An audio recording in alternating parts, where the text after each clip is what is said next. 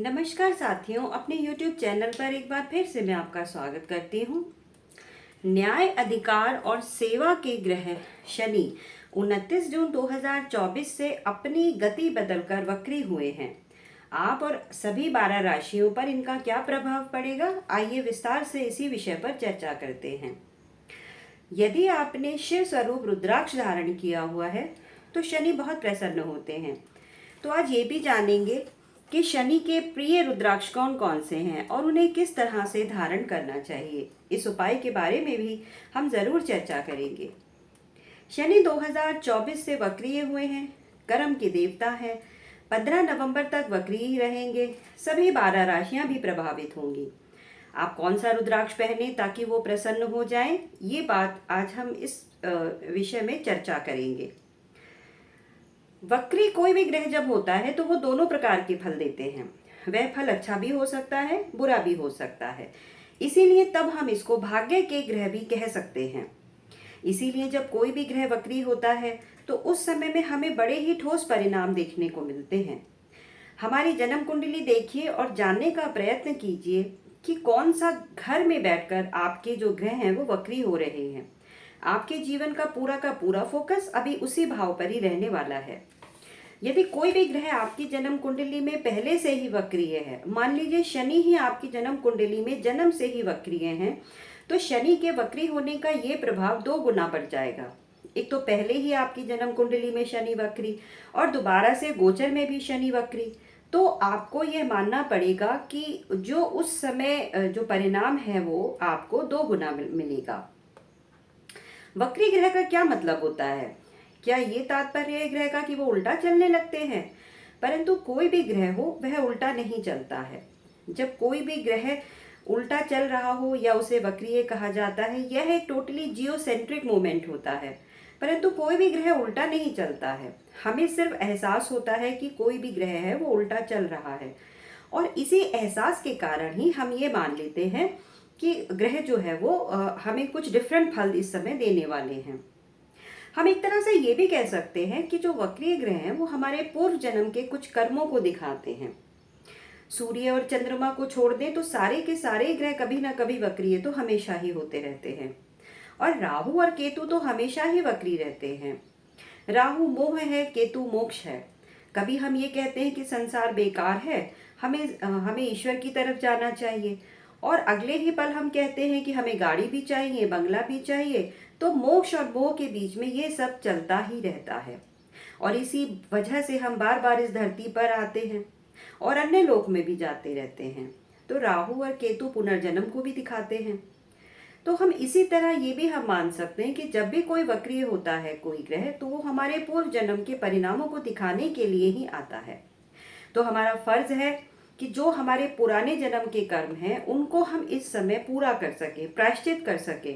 जो कुछ रह गया है उसको हम इस समय में पूरा कर ले। आपकी कुंडली में जहां कहीं भी कोई ग्रह बैठा है उसी जगह पर उसके वक्रीय होने का प्रभाव सबसे अधिक प्रभावशाली होगा। मान लीजिए शनि जो है आपके 8वें भाव में जाकर बैठ गए हैं, आपकी लगन कुंडली में बैठे हुए हैं और अभी वह वक्रीय हो रहे हैं। मान लीजिए शनि, मेरे कहने का तात्पर्य है कि मान लीजिए आपकी जन्म कुंडली के 8वें भाव में शनि बैठे हैं, आपकी लगन कुंडली में जो आपके जन्म के समय बनी थी, और अब जो है वो फिर से इस समय वक्रीय है। तो 8वां भाव क्या है? वो आपके पितरों का है, पूर्वजों का है, पुराने जन्म के कर्मों का है। तो हो सकता है कि पितरों का पुराना कोई काम है जो आपने नहीं किया हो, तो इस समय में आप पितरों की सेवा करें, दान करें, गरीबों की मदद करें और उनका पुण्य अपने पितरों को दे दीजिए। ऐसा करने से शनि प्रसन्न होते हैं और आपके कर्मों का बोझ भी कम हो जाएगा। इसीलिए हर ग्रह वक्री होकर हमें ये मौका देता है कि हम अपने पूर्व जन्म के कर्मों का हिसाब किताब अब इस समय में कर लें। तो वक्री ग्रह हमारे भाग्य को भी दिखाते हैं। वक्री ग्रहों में जो है ये हम यहाँ पर यह भी समझ सकते हैं कि वक्री ग्रह उच्च के समान फल देते हैं, उनमें बहुत अधिक शक्ति हो जाती है। यदि आपकी कुंडली में कोई ग्रह वक्रीय है और वह बुरा है तो वह आपको इस समय में बहुत अधिक परेशान कर सकता है। और यदि कोई ग्रह वक्रीय है इस समय में और आपकी कुंडली में वो अच्छा है, तो फिर वो इस समय अच्छे परिणाम देगा।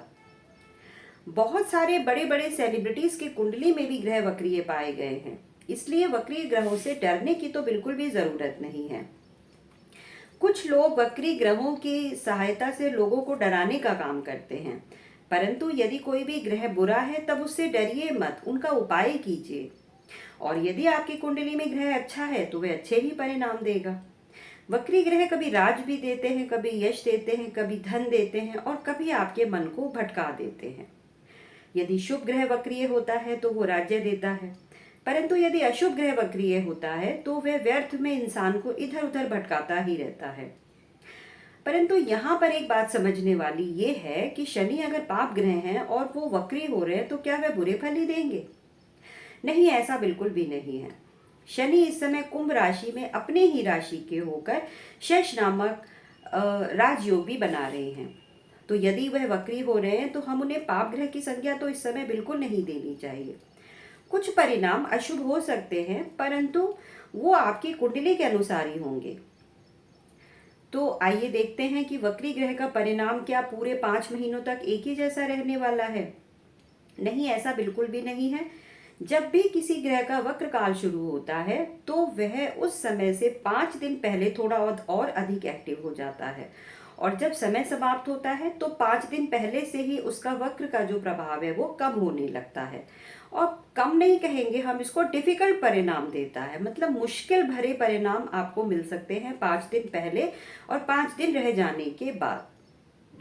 तो 30 जून से शनि वक्री होने वाले हैं, 15 नवंबर तक रहेंगे।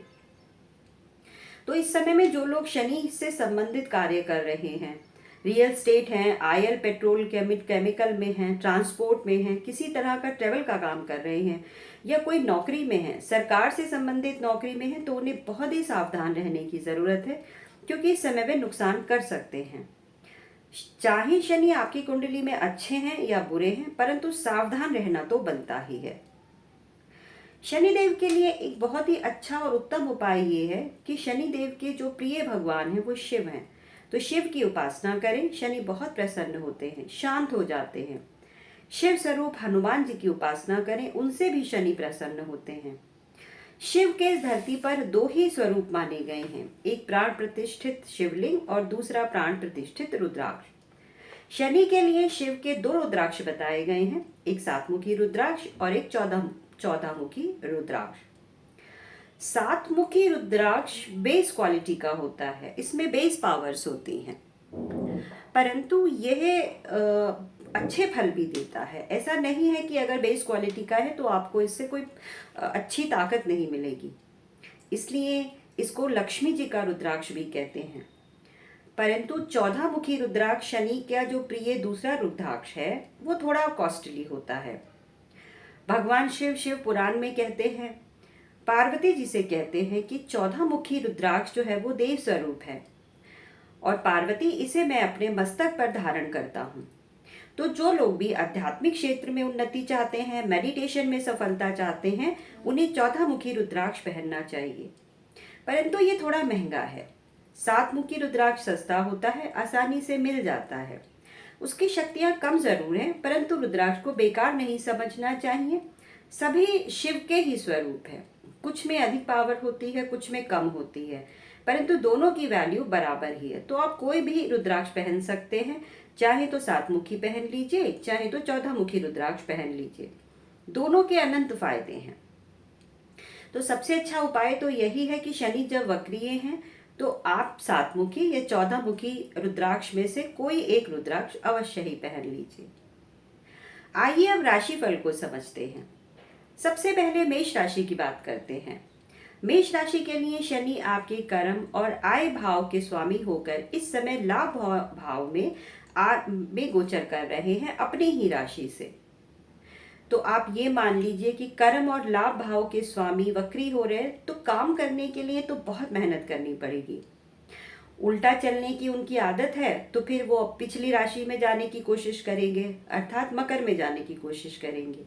परंतु मकर भी तो उनकी ही राशि है, और ये दोनों ही भाव अच्छे हैं, 10वां भाव भी और 11वां भाव भी। मकर राशि भी है कर्म के भाव में, और लाभ में आपकी कुंभ राशि है, शनि की ही राशियां हैं। तो ये तो ज़रूर होगा कि आप जो प्लान बना रहे हैं उनको आपको कई बार देखना होगा, समझना होगा। ऐसा भी हो सकता है कि आपने कोई प्लान कर लिया और बोले कि अब तो मैं यही करूँगा, परंतु लास्ट मोमेंट पर ही आपको अपना डिसीजन चेंज करना पड़ सकता है। तब आप बहुत ही सरप्राइज भी हो सकते हैं कि आपको आपके काम का निर्णय बदलना पड़ा। इसीलिए आपको प्लान बी और प्लान सी भी तैयार रखना चाहिए। सातवीं दृष्टि से यहाँ से वह संतान भाव को देखेंगे तो संतान को लेकर थोड़ी बहुत चिंता होना तो स्वाभाविक ही है। तीसरी दृष्टि से आपकी राशि को देखेंगे तो अपनी सेहत का ध्यान रखिए। जॉइंट्स पेन हो सकते हैं, मसल पेन, कमर में, पेट में दर्द की शिकायत हो सकती है। जब भी शनि राशि को देखते हैं तो स्वास्थ्य संबंधी परेशानियां तो लाजमी ही हैं। 10वीं दृष्टि आपके 8वें भाव पर जाएगी, जो आपके अध्यात्म का भाव है, पूर्व जन्म का भाव है, पितृ और पुरखों का भाव है।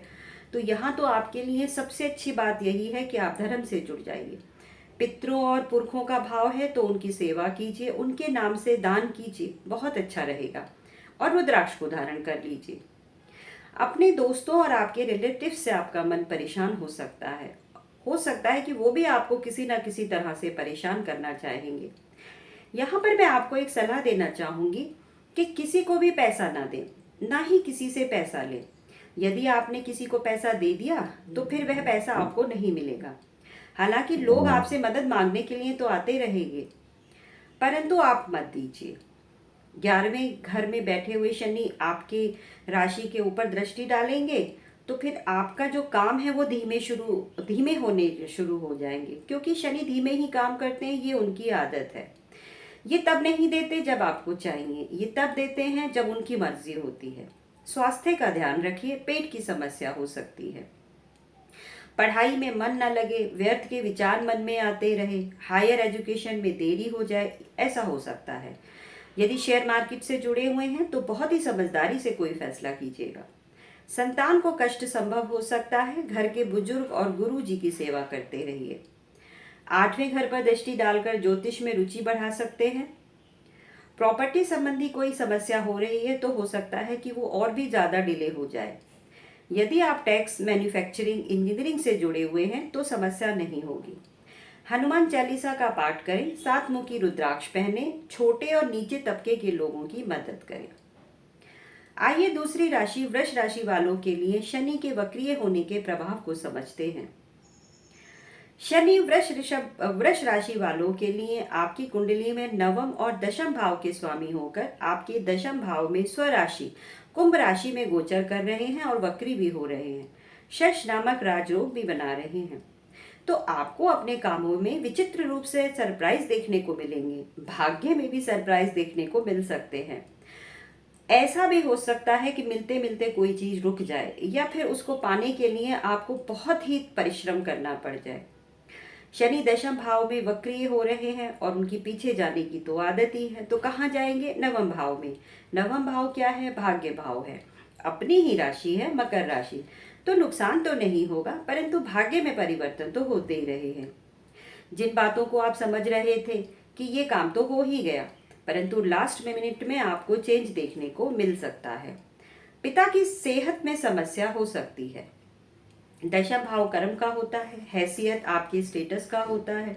नौकरी में स्थायित्व कम सा हो रहा है, आपको ऐसा लग सकता है। जॉब में चेंज हो सकता है, जॉब में दिक्कतें भी हो सकती हैं, मतभेद भी हो सकता है, इश्यूज हो सकते हैं। बॉस और कलीग्स के साथ लड़ाई झगड़ा संभव है। माता को घुटने और पैरों और हड्डियां, पेट की समस्या, हड्डियों का दर्द, बैकबोन में दर्द, ये सब तो हो सकता है। घर का माहौल थोड़ा खराब हो सकता है। लव लाइफ की बात करें तो 7वीं दृष्टि से जब वह आपके चौथे घर को देख रहे होंगे, जीवन नहीं 10वीं दृष्टि से वह आपके 7वें घर को देखेंगे तो जीवन साथी के साथ उतार चढ़ाव संभव है। अगर शादी नहीं हुई है तो देरी हो सकती है। शादी हो गई है तो मन में ऐसे विचार आ सकते हैं कि नहीं, अब साथ में नहीं रहना, परंतु जल्दबाजी में कोई भी निर्णय ना करें। आंखों में समस्या, आंखों में जलन, पानी आना, कान में दर्द, ऐसा हो सकता है। नई प्रॉपर्टी आप जरूर खरीद सकते हैं, उसका अच्छा योग बन रहा है। आप अपने घर का रेनोवेशन करा सकते हैं। बजट से ज़्यादा खर्चा हो सकता है, लेकिन दुर्गा जी की उपासना करें, जितनी प्रार्थना उनकी कर सकते हैं उतनी करें। रुद्राक्ष धारण करें तो बहुत अच्छा है। आइए तीसरी राशि मिथुन राशि की बात करते हैं। मिथुन राशि के लिए शनि आपके भाग्य भाव के स्वामी होते हैं और अष्टम भाव के स्वामी होते हैं, और अष्टम और नवम भाव के स्वामी होकर वह आठवें भाव में अपनी ही राशि से वक्रीय हो रहे हैं। शनि की पीछे आने की टेंडेंसी है, तो वह अष्टम भाव में जाएंगे, मकर राशि में। आठवां भाव सरप्राइज का है, सडन इंसिडेंट का है, अंधेरे का है, और हमें अंधेरे में पता नहीं चलता कि क्या हो रहा है। यह पूर्व जन्म को भी दिखाता है। हमें नहीं पता कि हमारे पूर्व पितरों और पुरखों से के लिए हमसे क्या भूल हुई है, उनको हम भूल भी चुके हैं। तो आपके कुछ बचे हुए पुराने काम हैं जो आपने भुला दिए हैं, जिम्मेदारियां हैं जो पूरी नहीं की हैं, या कोई पुराना कर्ज है जिसको आपने भुला दिया है, तो उनको पूरा करने का ये अच्छा समय है। नवम भाव में कुंभ राशि में बैठे हुए शनि की तीसरी की जो दृष्टि है, वो आपके 11वें भाव पर जाएगी। तो तीसरी दृष्टि 11वें भाव पर जाएगी, और 8वां भाव भी सरप्राइज का है। तो अचानक से धन प्राप्ति हो, ऐसा हो सकता है। सबसे ज़्यादा ज़रूरी है कि पुरानी बची हुई रिस्पॉन्सिबिलिटीज़ को निभाइए। जिससे कर्ज लिया था उसका कर्ज लौटा दीजिए। अगर आपने नहीं लौटाया तो कहीं और आपका पैसा चला जाएगा, और आपकी जो सोर्स ऑफ इनकम है वो कम हो ही जाएगी। झूठ फरेब से बचें। यहाँ से जो उनकी 7वीं दृष्टि है वो तीसरे भाव पर जा रही है। तीसरा घर संघर्ष का है, भाग दौड़ का है, तो आपके काम पर तो असर होगा ही। स्थान परिवर्तन हो सकता है, पिता की सेहत में कष्ट हो सकता है, शत्रुओं का नाश होगा। रुद्राक्ष धारण कीजिए, बहुत अच्छा है आपके लिए। हाँ, ये हो सकता है कि कॉन्फिडेंस में कमी हो, लंबी दूरी की जो यात्राएं हैं उसमें कठिनाई हो। यात्रा होगी या नहीं होगी इसमें भी ठीक ठाक से कुछ नहीं कहा जा सकता। स्थान परिवर्तन हो सकता है। आपका स्थान परिवर्तन हो सकता है कि आपकी मर्जी से ना हो, ज़बरदस्ती हो। आप जाना नहीं चाहते हैं परंतु ज़बरदस्ती आपको भेजा जा रहा है। अगर आप किसी नई जगह पर आए हैं तो हो सकता है कि वहाँ आपको अच्छा न लगे, बार बार आपको ये लगता रहे कि जहाँ पहले थे वहीं अच्छे थे। भाई बहन के साथ रिश्तों में समस्याएं हो सकती हैं। शनि की 7वीं दृष्टि चूंकि आपके भाई बहनों के घर पर भी है, तो भाई के साथ संबंधों में परेशानियां हो सकती हैं। चाचा जी की तबीयत खराब हो सकती है। नकारात्मक ऊर्जा वाले बहुत सारे लोग मिल सकते हैं, तो उनसे दूर रहिए।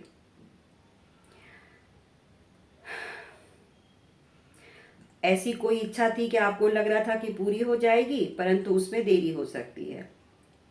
जो चीज़ आप इन 4 महीनों में चाह रहे थे कि हो जाएंगी, तो अब तो वो और भी देरी से होंगी। इसीलिए किसी भी चीज़ के लिए इस समय मन में कोई भी ऑब्सेशन मत पालिए। रिश्तों में दरार आ सकती है, रिलेशनशिप में समस्या हो सकती है, इसलिए उन्हें इग्नोर ना करें। सिचुएशन से भागिए मत, सामना कीजिए। विद्यार्थियों को बहुत मेहनत करनी पड़ेगी, कुछ नया ढूंढना पड़ेगा, नए नए विचारों पर काम करना पड़ेगा। कमर और पैरों का ध्यान रखिए, दर्द उठ सकता है। नियमित व्यायाम कीजिए, पौष्टिक भोजन कीजिए, और विष्णु जी श्री हरि की प्रार्थना कीजिए। 7 मुखी रुद्राक्ष धारण करें। 8 किलो काले उड़द की दाल का दान आप कर सकते हैं। नई प्रॉपर्टीज खरीद सकते हैं, योग अच्छा बन रहा है। नया फर्नीचर खरीद सकते हैं, रेनोवेशन हो सकता है। आइए अब चौथी राशि कर्क राशि की बात करते हैं। कर्क राशि वालों के लिए जो शनि है वो उनके अष्टम भाव में वक्री हो रहे हैं, यानी अष्टम भाव में उनकी 11वीं राशि है। तो अष्टम भाव तो आप जैसा कि आपको पता है कि बाधाओं का घर है, कष्ट का घर है, और शनि भी वक्री हो रहे हैं। तो इनकी दृष्टि दूसरे भाव पर जा रही है, तो फाइनेंशियल प्रॉब्लम्स अचानक से आ सकती हैं। आपको लग सकता है कि सब कुछ तो ठीक चल रहा था, परंतु अचानक से कहीं से समस्या आ गई। बिजनेस में नुकसान हो सकता है, लापरवाही बिल्कुल ना करें। शनि को लापरवाही और लापरवाह लोग, आलसी लोग बिल्कुल पसंद नहीं है। उन्हें डिसिप्लिन और हार्ड वर्क पसंद है। तो यदि आप डिसिप्लिन नहीं हैं, आलसी हैं, तो आपका नुकसान ही होगा, कष्ट होगा। कोई अगर इस समय में आपसे आकर कहता है कि मुझे पैसे दे दो और 15 दिन के अंदर मैं आपके पैसे लौटा दूंगा, तो मत दीजिए। पैसा बाद में ही दीजिएगा, क्योंकि पैसा वापस इस समय नहीं मिलेगा। आपकी लव लाइफ में ट्रस्ट की कमी हो सकती है, तो ट्रस्ट बना कर रखिए। अपनी भावनाओं को अपने दोस्तों से और अपने पार्टनर से छुपाइए मत, बहुत गड़बड़ होने की संभावनाएं हैं। हालांकि आपके पार्टनर भी ऐसा ही फील कर रहे हैं। भाई बहन और दोस्तों से मनमुटाव संभव है। आपकी वाणी पर असर हो सकता है। संयम ना होने के कारण कोई भी गलत चीज लग रही थी, आप तुरंत बोल देंगे। लोगों को लगेगा कि कितना हार्श बोलता है। ऐसा भी हो सकता है कि आप कुछ बोलें और लोग कुछ और समझें। विद्यार्थियों को अपने गुरुओं का सहयोग मिलेगा। जो उम्र में बड़े हैं उनसे सलाह लेते रहिए, आपके लिए अच्छा रहेगा। इम्यून सिस्टम वीक हो सकता है। पेट से संबंधित समस्याएं हो सकती हैं। छोटी कन्याओं को भोजन कराइए, किसी बालिका गृह में जाइए और शिक्षा से संबंधित दान कर दीजिए, बहुत लाभ रहेगा। कर्क राशि वालों की शनि की ढैया भी चल रही है, तो और शनि वक्रीय भी हो रहे हैं, तो समस्या थोड़ी ज़्यादा हो सकती है। पीछे जाने की उनकी आदत है, तो सप्तम भाव की तरफ जाने की कोशिश करेंगे। और सप्तम भाव आपके प्यार का है, पार्टनर का है, आपकी इज्जत का है, प्रतिष्ठा का है। तो कुछ भी ऐसा मत कीजिए जिससे आपकी प्रतिष्ठा पर दाग लगे। अनजाने में ही हमसे ऐसी चीज़ें हो जाती हैं कि हम जानबूझकर कुछ नहीं करते। यदि आप पार्टनरशिप में कोई काम कर रहे हैं तो बहुत सोच समझ कर करिए, आपके ऊपर ब्लेम आ सकता है। तो रिश्तों को अच्छा बना कर रखिए। पांचवा भाव आपकी बुद्धि का है, विवेक का है, और यहाँ से उनकी 10वीं दृष्टि भी है, तो विवेक को भी जकड़ सकते हैं। तो आपको बहुत सोच समझकर बुद्धि और विवेक के साथ काम ही करना पड़ेगा। आइए पांचवी राशि सिंह राशि की बात करते हैं। सिंह राशि में शनि आपके छठे और सातवें घर के स्वामी होकर सप्तम भाव में स्वराशि से ही गोचर कर रहे हैं। सातवां भाव विवाह का है, पार्टनरशिप का है। आपकी मैरिज में इशू हो सकते हैं।